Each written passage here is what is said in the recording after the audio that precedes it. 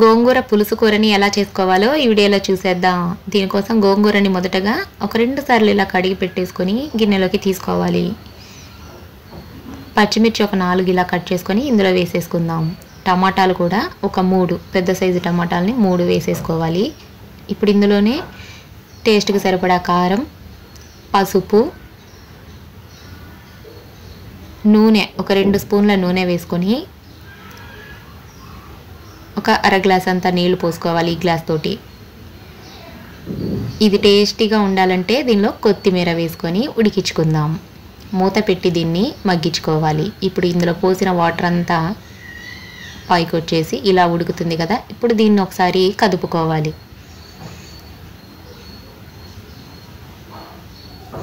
ఇప్పుడు మరలా మూత పెట్టి మగ్గించుకుందాం.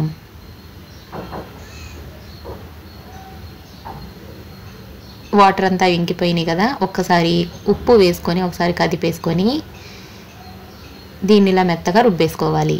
ఇప్పుడు పోపు వేసుకుందాము. నూనె వేసుకొని చిన్నులపాయలు సన్నగా కట్ చేసుకొని మొదటగా పోపులో వేసుకొని వేయించుకోవాలి. ఇప్పుడు పోపు గింజలు, కట్ చేసుకున్న ఉల్లిపాయలు కూడా వేసేసుకొని కరివేపాకు కూడా వేసుకొని ఇది వేగాక ఆఫ్ చేసుకోవడమే. ఇప్పుడు ఈ పోపుని గోంగూరలోకి ట్రాన్స్ఫర్ చేసుకుందాం.